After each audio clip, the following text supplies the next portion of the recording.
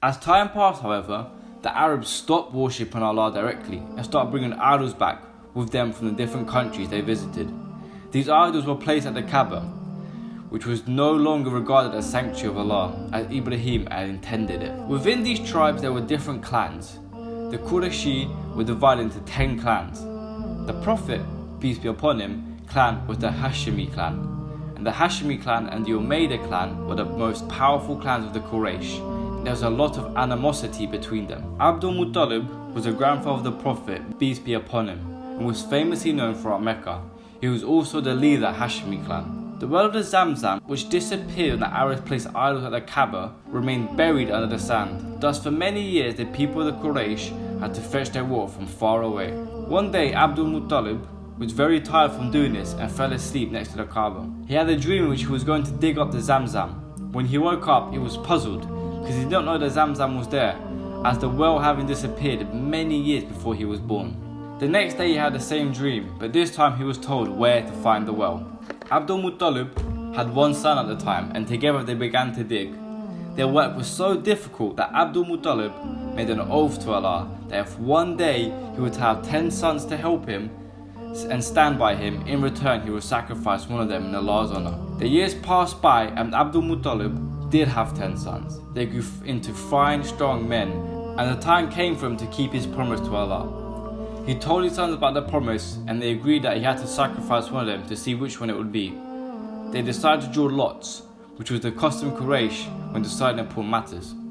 Abdul Muttalib told each son to get an arrow and write his own name upon it and then bring it to him. After which he took them to the Kaaba, where there was a man whose special task it was to cast arrows and pick one from among them. This man solemnly proceeded to do this. On the arrow he chose was written the name of Abd Allah, the youngest and favourite son of Abdul Muttalib, and was also the father of our beloved Prophet, peace be upon him. Even so, the father took his son near the Kaaba and prepared to sacrifice him. Many of the Qurayshi leaders were present and they became very angry because Abd Allah was a very young man and much loved by everyone. They tried to think of a way to save his life.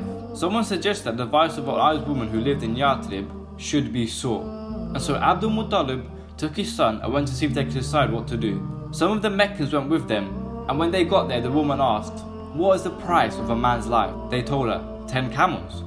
For at the time, if one man killed another, his family would have to give 10 camels to the dead man's family in order to keep the peace among them.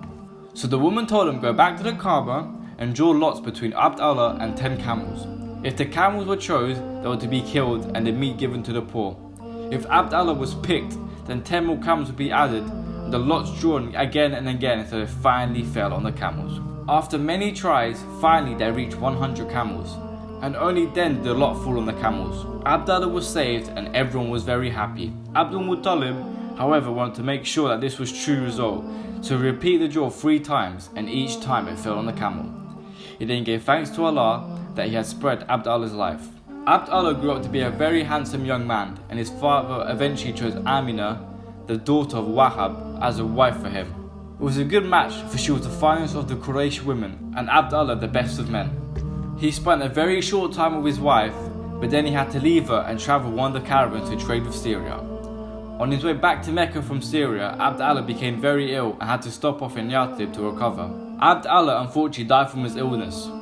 Amina was heartbroken to lose her husband and the father of the child she was soon to give birth to. Only Allah knew that this orphan child would one day be a great prophet.